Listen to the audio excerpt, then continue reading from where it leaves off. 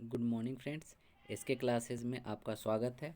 आज हम लोग chemical reaction and equations chapter first पढ़ेंगे, जिसको हम लोग रासायनिक अभिक्रिया और समीकरण कहते हैं।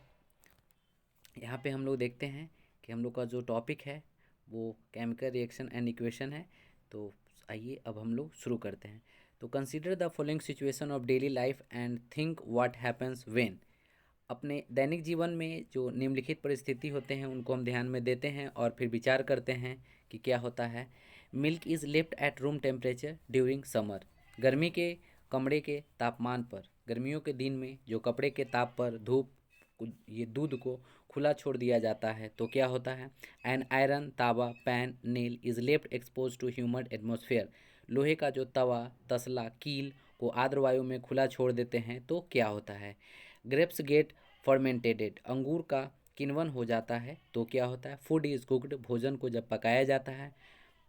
नेक्स्ट है कि food gets digested in our body. हमारा शरीर भोजन को पचा लेता है। We respire. हम सांस लेते हैं। In all the above situation, इन सारी परिस्थितियों में, in all the above situation the nature and the identity of the initial substances have somewhat changed. तो हम लोग देखते हैं कि इन सारी परिस्थितियों में प्रारंभिक वस्तु की जो प्रकृति होती है तथा पहचान कुछ न कुछ जो है वो क्या होता है, बदल जाता है। We have already learn about physical and chemical changes matter in our previous classes. पदार्थ के भौतिक और रासायनिक परिवर्तन के बारे में हमने पीछे वाली कक्षाओं में पढ़ चुके हैं। Whenever a chemical change occurs we can say that a chemical reaction has taken place. जब कोई रासायनिक परिवर्तन होता है तो हम कहते हैं कि एक रासायनिक अभिक्रिया हुई है। You may perhaps be wondering as to what is actually meant by a chemical reaction. आप शायद सोच रहे होंगे कि रासायनिक अभिक्रिया का वास्तविक अर्थ क्या है। How do we come to know that a chemical reaction has taken place. Let us perform some activities to find the answer to this questions. ठीक है, तो हम लोग देखते हैं कि कैसे हम जानेंगे कि कोई रासायनिक अभिक्रिया हुआ है या नहीं। तो इन प्रश्नों को उत्तर पाने के लिए हम कुछ क्रियाकलाप को करते हैं। तो आइए अब हम लोग देखते हैं क्रियाकलाप 1.1। तो यहाँ पे है कॉशन, सावधानी। This activity needs the teacher assistant. It would be better if students wear suitable eye glasses. तो इस क्रियाकलाप में शिक्षक के सहयोग की ज़रूरत है और सुरक्षा के लिए छात्र को चाहिए कि वो आंखें पर चश्मा लगा ले, जो कि उचित रहेगा। Clean a magnesium ribbon about 3 to 4 centimetre long bye rubbing it with sand paper. तो लगभग हम लोग जो है वो 2 सेंटीमीटर लंबा मैग्नीशियम का रिबन ले लेंगे और रेगमाल से रगड़ कर साफ कर देंगे। सैंड पेपर, जो लोहे में जो लगा हुआ जंग रहता है उसको छुड़ाने के लिए सैंड पेपर का यूज़ करते हैं।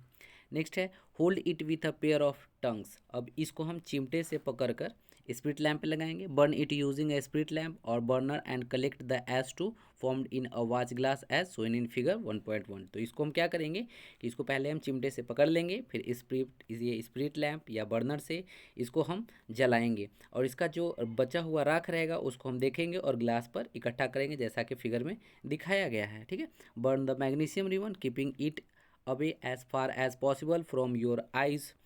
तो मैग्नीशियम रिबन का दहन करते समय अपनी आंखों से अथा से उसको क्या रखेंगे, अपने आँख को दूर रखेंगे। व्हाट डू यू ऑब्जर्व, तो आप क्या ऑब्जर्व करते हैं। देखिए यहाँ पे क्या लिखा हुआ है, जो एक्टिविटी किया हुआ है, तो इसमें हम लोग देख रहे हैं क्या क्या इक्विपमेंट चाहिए। तो बर्नर चाहिए, टंग यानी कि चिमटा चाहिए, मैग्नीशियम रिबन चाहिए और ये वॉच ग्लास है। ठीक है, और ये मैग्नीशियम ऑक्साइड है। क्या है कि burning of a magnesium ribbon in air and collection of magnesium oxide in a watch glass. तो मैग्नीशियम रिबन जो है वो वायु में दहन करके मैग्नीशियम ऑक्साइड बन गया और वही जो है वो वॉच ग्लास में इकट्ठा कर लिया गया है। ठीक है, अब हम लोग नेक्स्ट देखते हैं। You must have observe that magnesium ribbon Burns with a dazzling white flame and changes into a white powder. तो आपने देखा कि चमकदार श्वेत लौ के साथ मैग्नीशियम रिबन का दहन होता है और ये श्वेत पूर्ण में परिवर्तन हो जाता है। This powder is magnesium oxide. तो यह मैग्नीशियम ऑक्साइड का चूर्ण होता है। It is form due to the reaction between magnesium and oxygen present in the air. तो वायु में उपस्थित ऑक्सीजन और मैग्नीशियम के बीच जो होने वाले अभिक्रिया है उसके कारण ये बनता है। अब यहाँ एक और एक्टिविटी है, हम लोग इसको देखते हैं। तो take lead nitrate solution in a test tube. तो हम परखनली में लेड नाइट्रेट का सॉल्यूशन, मतलब शीशे नाइट्रेट, शीशा कहते हैं लेड को हम लोग हिंदी में। ठीक है, तो add potassium iodide solution to this. अब इसमें हम पोटेशियम आयोडाइड का घोल मिला देते हैं। तो व्हाट डू यू ऑब्जर्व, तो आप क्या देखते हैं। नेक्स्ट है एक्टिविटी 3। तो take a zinc granules in a conical flask और अ टेस्ट ट्यूब। एक शंक्वाकार फ्लास्क या परखनली में कुछ दानेदार हम लोग जिंक लेते हैं। ऐड ऐड डाइल्यूट हाइड्रोसल्फ्यूरिक, ये हाइड्रोक्लोरिक एसिड और सल्फ्यूरिक एसिड टू दिस। तो अब इसमें हम क्या करेंगे कि तनु हाइड्रोक्लोरिक अम्ल और सल्फ्यूरिक अम्ल को मिला देते हैं। तो handle the acid with care. अब जो कह रहा है यहाँ पे कॉशन दिया हुआ है कि आप जो अम्ल का इस्तेमाल कर रहे हैं उसको सावधानी से करना है। Do you observe anything happening around the zinc granules. तो क्या जो है वो जस्ते के दाने के आपस में कुछ होता दिखाई दे रहा है।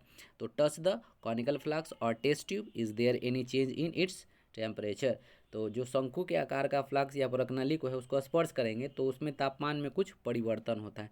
From the above 3 activities we can say that any of the following observation help us to determine whether a chemical reaction has taken place. तो ऊपर हम 3 क्रियाकलाप के आधार पर कहेंगे कि किसी भी प्रेक्षण की सहायता से निर्धारित कर सकते हैं कि रासायनिक अभिक्रिया हुआ है। जैसे कैसे, तो change in state, change in colour, evolution of a gas, change in temperature, यानी अवस्था में परिवर्तन हो रहा है।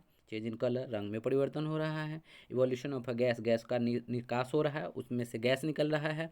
चेंज इन टेम्परेचर, तापमान में भी परिवर्तन हो रहा है। As we observe the changes around us, we can see that there is a large variety of chemical reaction taking place around us. तो यदि हम अपने आसपास हो रहे परिवर्तन को देखेंगे तो हम पाते हैं कि हमारे चारों तरफ विभिन्न प्रकार की रासायनिक अभिक्रियाएं हो रही है। We will study about the various types of chemical reactions and their symbolic representation in this chapter. तो इस अध्याय में हम विभिन्न प्रकार की रासायनिक अभिक्रियाएं और उनके जो प्रतिकारक निरूपण हैं उनके बारे में पढ़ेंगे। ठीक है। नेक्स्ट हम लोग का टॉपिक है केमिकल इक्वेशंस, जिसको हम लोग कहते हैं रासायनिक समीकरण। तो हम लोग एक्टिविटी 1 देख चुके हैं। तो can be describe as when a magnesium ribbon is burned in oxygen it gets converted to a magnesium oxide. हम लोग क्रियाकलाप 1 में देखे हैं 1.1 कि जब ऑक्सीजन की उपस्थिति में मैग्नीशियम रिबन को जलाया जाता है तब मैग्नीशियम ऑक्साइड में वो बदल जाता है। This description of a chemical reaction in a sentence from is quite long. तो वाक्य के रूप में किसी भी रासायनिक अभिक्रिया का विवरण बहुत लंबा हो जाता है। It can be written in a shorter form, और इसे संक्षिप्त रूप में भी लिखा जा सकता है। The simplest way to do this is to write it in the form of a word equation. तो इसे शब्द समीकरण के रूप में लिखना बहुत सरल हो जाता है। तो the word equation for the above relation would be, और ऊपर अभिक्रिया का जो है वो शब्द निरूपण इस प्रकार होगा कि मैग्नीशियम प्लस ऑक्सीजन, उसके बाद मैग्नीशियम ऑक्साइड बनेगा। तो मैग्नीशियम और ऑक्सीजन अभिकारक हो गया, मतलब रिएक्टेंट, और मैग्नीशियम ऑक्साइड हमारा उत्पादक हो गया, यानी कि प्रोडक्ट हो गया। नेक्स्ट देखते हैं, the substances that the undergoes chemical changes in the reactions. अभिक्रिया जो 1.1 में हुआ था, मैग्नीशियम और ऑक्सीजन ऐसे पदार्थ हैं जिनमें रासायनिक परिवर्तन होता है और उन्हें हम लोग रिएक्टेंट कहते हैं। ठीक है। The substance that undergoes chemical changes in the reaction magnesium and oxygen are the reactant. The new substance is magnesium oxide form during the reaction as a product. तो जो मैग्नीशियम और ऑक्सीजन पदार्थ हुआ जिसे अभिक्रिया हो रहा है, परिवर्तन हो रहा है उसका अवस्था, वो अभिकारक कहलाता है, और जो नए पदार्थ बनते हैं मैग्नीशियम ऑक्साइड का निर्माण होता है उसे हम लोग उत्पादक कहते हैं। नेक्स्ट है, a word equation show change of reactant to product through an arrow placed between them. तो सब समीकरण में अभिकारकों के उत्पादन में परिवर्तन को उनके मध्य में एक तीर का निशान लगाकर दर्शाया जाता है। The reactant are written on the left hand side with a plus sign between them. तो हम देखते हैं कि अभिकारकों के बीच में प्लस का चिन्ह लगाकर उनके बाईं ओर लिखा जाता है। ठीक है। Similarly product are written on the right hand side with a plus sign between them. उसी प्रकार से जो हमारा उत्पाद होता है उसके बीच में भी प्लस का चिन्ह लगा के उसको दाईं तरफ लिखा जाता है। ठीक है, याद रखना है। RHS प्रोडक्ट को लिखा जाता है, LHS जो है वो रिएक्टेंट को लिखा जाता है। नेक्स्ट हम लोग देखते हैं कि the arrow head point towards the products and show the direction of the reaction. और तीर का सिरा उत्पादन की ओर बताता है कि अभिक्रिया होने की दिशा किस पर दर्शा रहा है, कि अभिक्रिया जो है वो किस तरफ हो रहा है।